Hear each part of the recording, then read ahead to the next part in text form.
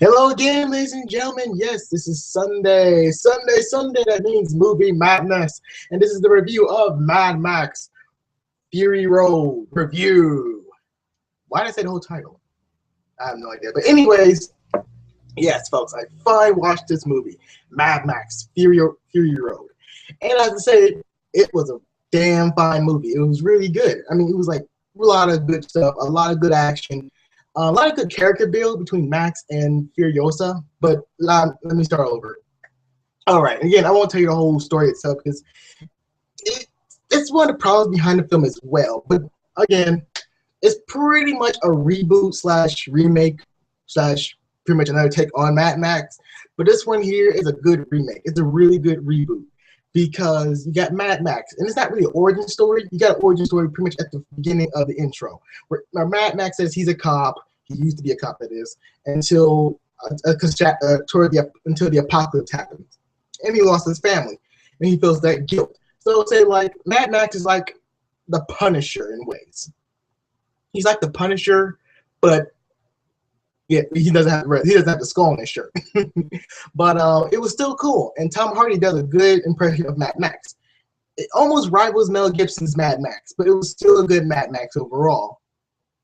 But it was a good setup. We saw a lot of crazy and really good visuals within the beginning of the film. And throughout the whole film, it becomes very, very beautiful. The world of Mad Max is very live, it's relevant, it's a living, breathing character as well, which is really cool. And this was pretty much the whole core of why I like this film a lot, because you saw how the technology, you saw the people, the poor people, and pretty much the tyrants, and pretty much the evil and twisted people, how they rule, or pretty much how they look at their own life, how they rule the world within that world of Australia, that is. And it was very good. I loved how everything played out. Everything was cool. It was nice. It was just wow. I kept saying wow a lot because I was so entranced. I was so in love with the city of the Citadel, which were the main cities in this movie. And I was so entranced by it that I want to see more of it. But sad to say, this is where the movie pretty much goes on a long chasing, which is a really good chasing. It's like the Blues Brothers chasing, but mine's a comedy. Well, there is comedy in this one, but you kind of get the point here, right? Like the Blues Brothers chasing is pretty much legendary. No one can copy it, and no one can really top it at all either. But this film does a great job at it because you see a lot of good explosions. You see a lot of crazy chasings through a sandstorm and through the Nether traps. It looks like Tatooine from Star Wars. Get the Ewoks and the what was that stupid thing? Not the Ewoks, but what are those stupid Sand Raiders? Thank you, Sand Raiders. It's like those they had like Sand Raider type people there. It was like really cool. And what else happened? Oh yes, we see our two main characters, who are pretty much the only characters you should really care about, because most of the characters you don't give a care for. You just don't care. Because I'll get to that. That's pretty much the bad side behind it, but I'll get to the really good parts. I already said about the chase scenes, which are just jaw-droppingly amazing. I already said about the Citadel. The city itself was amazing as well. Now we're going to talk about Tom Hardy's Mad Max, or his character's name is not just Mad Max. It's called Max. Give me a second. Tom Hardy is Max Rokitansky. Okay, I forgot. Max's last name was really stupid. Forgot that too. And the actress who plays the Furiosa. Oh my goodness, that's an awful name. Charlize Theron is Imperator Furiosa. There you go. Thank you, Google. Anyways, back to what I was saying from before. These two characters was pretty much the highlight of the film itself, next to the chase scene, the long chase scene. But this one here was so good, and pretty much this was one of the best pretty much relationship slash getting to know somebody type films. Like they don't know each other at all, and they pretty much had a rocky start. But at the time, they started to trust each other. Pretty much, they look for one. They look to the other for strength. So this was a really good film. And Furiosa was my favorite character because she was badass. She was kicking ass and taking names, saving the women, which was pretty much the main crutch of her mission. Was really good too. And she was one of the best female characters I've seen in a film, next to Black Widow and I can't remember one so far in this decade of mine, but she's one of the best, and I love it a lot too. And you see so much character built with her story because this is pretty much her story. This is pretty much her movie. This is like her movie first, and Mad Max is secondary, which is fine by me because Mad Max does shine a lot. He does kick a boatload of ass for all these other raiders out there. It was just that good, and the fight scenes are good. Oh, for goodness sake, give me 5 seconds for this. People, well, my folks out there don't want to shut up. Give me a second, and there we go. Now back to what I was saying from before. Oh yes, and you got Mad Max pretty much become a really cool anti-hero. He starts up as an anti-hero, becoming into a hero himself. In fact, there is no such thing as heroes in the Mad Max world. There isn't, because you pretty much have to be strong. Only the strong will survive, which is a true point in this movie. But then there's gonna be some problems with the film itself. But I don't want to go into that right now because that is too early. I'm gonna still talk about the good parts about this movie because the last chasing was just good, very, very good. When you see the main bad guy go against our heroes, it was just an all-out do or die moment.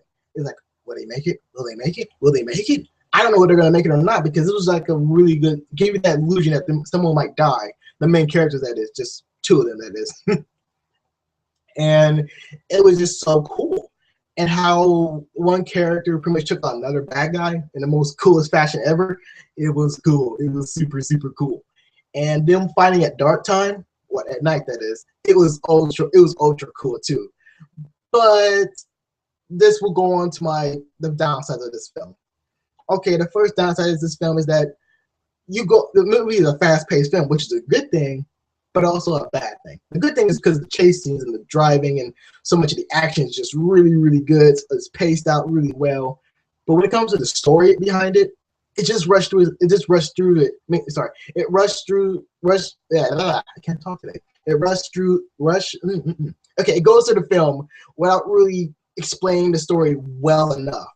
They explain it through set pieces here and there, and expositions here and there, but they don't really, as the viewers, tell you like, why are they doing this X, Y, and Z, or why is he helping them, or things like that nature. We didn't really. I mean, they did explain it, but it wasn't the best of their ability. Which I don't really blame them for that because they were pretty much. I think they were rushing on time because if I'm correct, this movie is about 120 minutes. So 120 minutes. That's not bad. It's pretty much a good long length film, but it pretty much hinders the movie as well for not telling a complete story. Because since I love the world in Mad Max, this new world of Mad Max, I have seen the first and the second one, but not the third one. I saw Thunderdome, which is my favorite. But the problem starts to set into place really fast when you see the Citadel, and they move right past that city part because Mad Max is in that city for about a brief 5 to 10 minutes or so. But after that, he wasn't in that city anymore. Neither was the main characters like Furiosa. And it was kind of a little nerve-wracking too, because the story didn't really explain the characters' motivations behind like why going X, Y, and Z. Okay, so this was a pointless journey. And then you get to the whole pointless journey, it's like, okay, this was like, because at the end of the film, they pretty much go in circles again and pretty much going back to the city. And again, it was kind of cool they were going back to the city, but at the same time, it was very like, why are they going back to the city? Okay, if they go there, who's going to believe them? And then X, Y, and Z, you see a lot of things pile up. Is that in fact, there was a bad guy. The main bad guy was a really interesting bad guy, but he wasn't really interested as a story character. He wasn't interested as a character. He was just pretty much a tyrant with a goal to get X, Y, and Z and be done with it. Because this was the story that we explained his side of the story, why he's doing this. It didn't really do enough justice for his own character because his character was really cool next to everyone else, but they don't have a time to shine. That's the problem. The city doesn't have time to shine. The supporting characters don't have time to shine at all. There's the bad guys. But since we're talking about the supporting characters now, I'll have to talk about them now because, good Lord, they're just non-existent to me. It's like, to me, that is. I could care less what was going on with them because Anyway, so someone else downstairs. Furiosa is pretty much the driving force with the supporting characters, the five wives. And I could give two flying fucks about them. I was like, why should I care about them? I should care nothing about them. They didn't really explain to me why should I care about them. Matter of fact, I didn't learn none of their names. Maybe I did, but again, the movie was moving so fast with the storytelling, it was hard for me to keep up with the names. They said like, oh, that's X, Y, and Z. The only reason I know about Furiosa and Mad Max is because, well, Mad Max said his name at the end of the movie, and Furiosa said her name very briefly in the movie, but I caught it because that's where the point the movie took its time to take its time to tell you who this character was. But when it came to other characters like Nox and the Five Wives and these other characters, there's other tribal characters, they had little to no explanation what these characters were doing, what they were thinking, and so on and so forth. They gave us exposition after exposition, but as a character, maybe it's just me, I'm asking too much, but what I like to see some of a flashback or something that's been more structured, like why these characters are here, why this and that, right?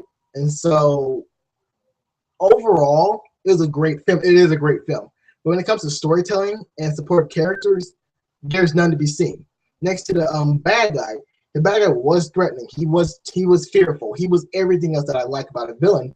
But people will say this too. He was kind of like a knockoff from Darth Vader, the bootleg Darth Vader, that is.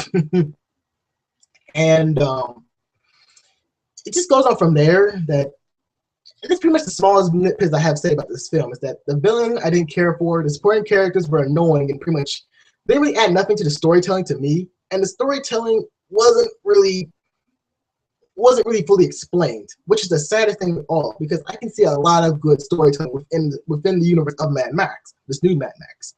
And so I was so impressed by this movie that I want to learn more about these characters. I want to learn more about the Citadel, which we don't really. It was kind of like, okay, so why and how did he? It was just so much. Again, everything happens in a very, very fast pace in the beginning of the intro. And this is where the story becomes non-existent because you really don't care. You pretty much care about Mad Max and Furiosa. And that's it. That's pretty much just it. Because they're the only characters that actually have a real characteristic detail. I mean, very much, very characteristic, very realistic character development. There we go. Because they understand, they tell you about their fears, they tell you about why they're doing this, their goals, and they're survivors. They're true survivors. And that was one thing the movie did well. They explained why they're survivors and why they're doing this. While the supporting characters were just dead weight. They were pretty much mouth breathers. Like, why are you in this movie? If you only had those two characters, just those two characters, I would have been okay. 100%. Because that movie did not need a lot of supporting characters because it was just a little bit too crowded in ways, but it was okay for me. But at the same time, the last fight scene, last chase scene it is, or both really, it was underwhelming because that one was just like, okay, that was kind of lame because last time I checked, those guys go over that pile like it was no tomorrow. But again, I can't tell you the whole story and our movie because that'd be a spoiler. That's all my show is about sometimes. But overall, no, in fact, I didn't like the story that much. No, in fact, I didn't like the supporting characters or the villain. And pretty much they got away from the Citadel. That was one of the most beautiful, one of the most beautiful cities in science fiction so far. But overall, it's a damn good movie. It's a really, really awesome, badass movie. And so, and again, I heard this from my friends too a lot that they wasn't really hyped about this movie, and I thought it was okay, which is cool. And I see people praising the film, which it deserves the praise because it is a great movie. But when it comes to storytelling, it's not really there. And it's not the movie's fault either, nor because they didn't just run on time itself because they're moving so fast. They didn't. I think, to my knowledge, they pretty much thought like, "Oh shit, we forgot about the storytelling. We got to pretty much put a story in here," and it wasn't tacked on by any means. It was pretty much a brought up storyline within the intro, but it just pretty much gone non-existent when you get that first chasing in the film. So it was like, well, I don't care anymore. And these female characters, there wasn't a lot. I mean, there was tribal female characters who were badass and cool, but the five wives, oh my god, they were so annoying. They were not fun to watch. They were just annoying. And so was Knox. I was like, I don't care about you, dude. I really don't. And so, no fact I had those type of complaints. Mad Max is still a movie you should watch. So my rating for this film is pretty much a badass son rating because it isn't a must watch because it has some really failing parts like in storytelling, side characters, and villain. But overall, it's a badass film. And you should watch it. Is because it has great chase scenes, beautiful landscapes, beautiful world of the Citadel, or the city that is. Mad Max and Furiosa was great. Well, I can't really tell you that, Lou Rod. That will be a secret between you and I, and you already know the answer to it, don't you? But overall, it's still a great movie. You guys should really watch it. And the sound effects is like, man, because when you hear an explosion, it does hear like an explosion. So it's a great film. It's up there with my top 2000 movie of the year, and which is really weird too. Which my listing of movie of the year that is Avengers, Age of Ultron, of course, Mad Max, Fury Road, and what else? Yeah, Fast and Furious 7, or was it 8? Yeah, 7. Okay. And yes, both. I said that film, and it's not a bad film. It's actually a really good film. And right now, I have to see Ant-Man, and have high hopes for that, and also Welcome to Compton. That's going to be what other two films I want to watch and see how that does. And what else? That's about it right now, and that's my whole review. Yes, so Mad Max Fury Road gets a badass sun rating, and I'm getting the hell out of here to play more Witcher 3 because, well, I want to play more Witcher. So, folks, this is me. You're leaving the zone because I'm Isaiah, and you know you love me because you love to hate me. And that's kind of cool. I should write that down sometimes. But anyways, folks, do keep it locked, loaded, and very warm from me because I'll be back.